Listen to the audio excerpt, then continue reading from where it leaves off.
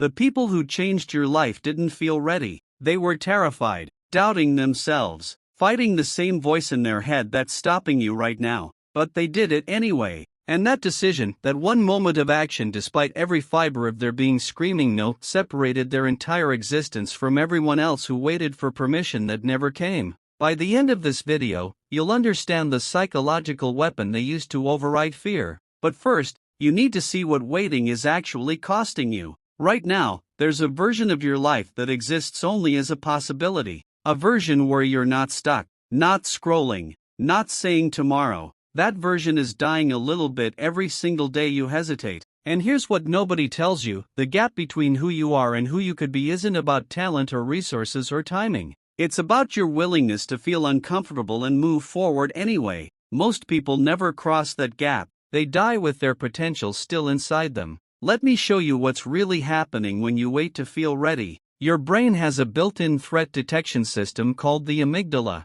It's designed to keep you alive by avoiding danger. But here's the problem: your amygdala can't tell the difference between actual danger and perceived danger. Starting that business? Danger. Having that difficult conversation? Danger. Posting that video? Danger. So your brain does what it's designed to do. It stops you. It floods your body with cortisol and adrenaline. It creates every excuse, every rationalization, every distraction to keep you safe. And you obey it. You think you're being logical, careful, smart, but you're not. You're being controlled by a part of your brain that hasn't evolved in 200,000 years. A part that thinks rejection is death. A part that believes discomfort equals destruction. And every time you listen to it, you teach your brain that the fear was justified. You reinforce the neural pathway that says, when I feel scared, I stop. You're literally training yourself to quit. Successful people feel the exact same fear you do,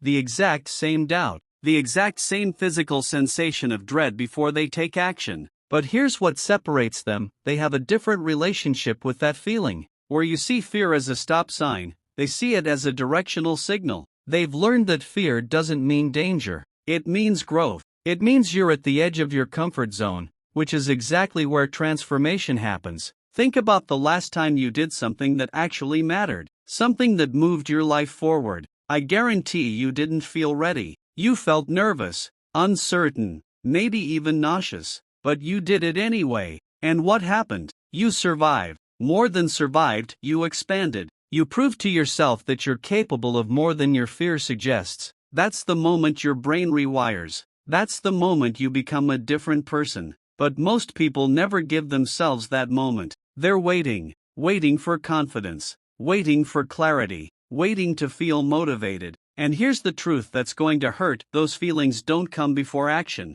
they come after. Confidence is not the prerequisite for action, it's the result. You don't feel brave and then act brave. You act brave and then feel brave. This is the reversal that changes everything. Here's where it gets deep. Psychologists have identified something called action-dependent motivation. It means your motivation increases after you start, not before. When you're sitting on the couch thinking about going to the gym, your motivation is at zero. But the moment you put your shoes on, your brain releases dopamine. You start moving, and your motivation rises. 5 minutes into the workout, you're fully engaged. This is why the hardest part is always starting, because you're trying to start with zero fuel. But fuel comes from movement. Now I need you to understand something that most people never realize. The voice in your head that says, I'm not ready, or I don't know enough, or what if I fail, that voice is not you. It's your ego trying to protect itself from embarrassment, from judgment, from the possibility of being exposed as less than perfect.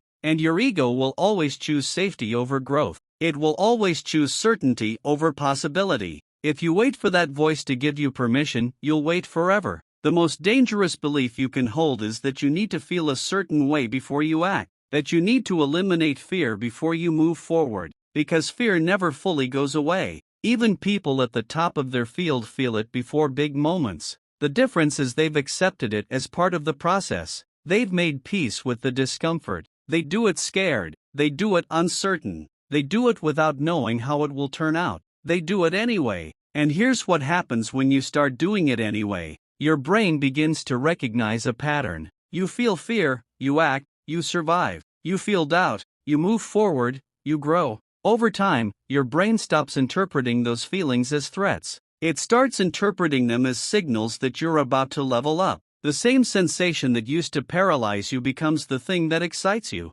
This is how you rewire your relationship with discomfort. This is how you become unstoppable. Let me tell you about the gap. The gap between thinking and doing. For most people, that gap is enormous. They think about writing a book for 10 years. They think about starting a business for 5 years. They think about changing careers, getting in shape, leaving the toxic relationship, and they stay in the gap, thinking, planning, waiting for the perfect moment. But here's the thing about the gap: the longer you stay in it, the wider it gets. The more you think without doing, the harder it becomes to do anything at all. High performers have a completely different relationship with the gap. They feel the fear, and they close the gap immediately. 5 seconds. That's it. They've learned that if they wait longer than 5 seconds, their brain will talk them out of it. Mel Robbins calls this the 5-second rule, and it's based on neuroscience. The moment you have an instinct to act on a goal, you have 5 seconds to physically move before your brain kills it. Count backwards. 5, 4, 3, 2, 1. Then move. Your body in motion overrides your mind's resistance. But let's go deeper. There's a reason why do it anyway is the most powerful psychological tool you have. It's because action creates evidence, and your brain believes evidence over everything else. Right now, your brain has years of evidence that you're someone who hesitates, someone who waits, someone who plays it safe, and that evidence has created your identity. But the moment you act despite the fear, you create new evidence. Evidence that you're someone who takes action, someone who pushes through, someone who doesn't need permission. One action won't change your identity, but repeated action will. Every time you do the thing you're afraid of, you're casting a vote for a new version of yourself, and your brain is counting the votes. Do it once, and your brain says interesting. Do it 10 times, and your brain says maybe this is who we are now. Do it 100 times, and your brain rewires entirely. The action that once terrified you becomes your new normal.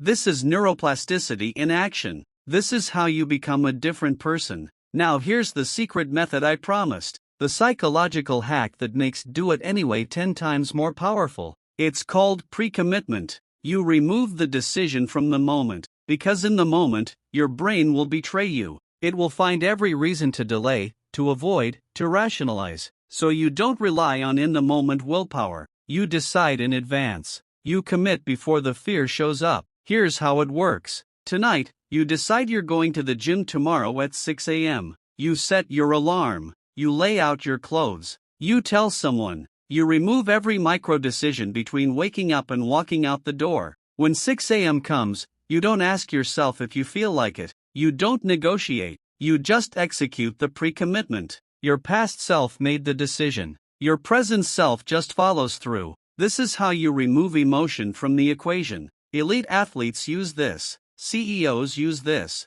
Anyone who consistently does hard things uses this. They don't rely on motivation. They rely on systems that remove the need for motivation. They automate the hard decisions so their future self doesn't have to fight their brain in real time. And once you start doing this, everything changes. Because you're no longer at the mercy of your feelings. You're in control. But here's what you need to understand. The resistance you feel before taking action? That's not a sign you're on the wrong path. It's a sign you're on the exact right path. Your brain resists growth because growth requires energy and uncertainty. Your brain wants to conserve energy and stay predictable. So the bigger the resistance, the bigger the breakthrough on the other side. The fear you feel is proportional to the importance of the action. If it didn't matter, you wouldn't be scared. So when you feel that fear, that doubt, that voice saying not today, that's your signal. That's your brain telling you this is the thing. This is the action that will change your trajectory. And you have a choice.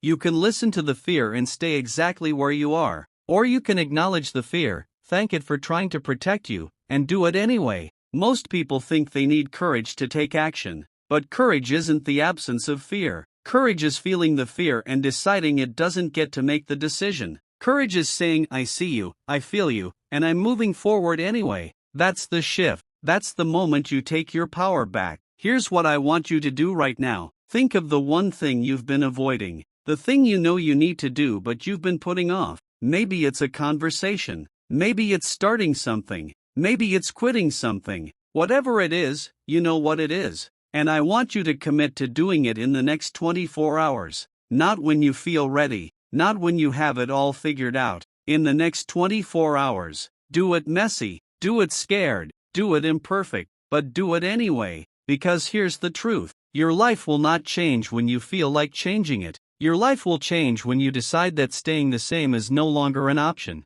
When the pain of remaining stuck becomes greater than the fear of moving forward. And that decision doesn't happen in your head. It happens in your actions. The version of you that you're trying to become is on the other side of the thing you're avoiding. And the only way to meet that person is to do it anyway.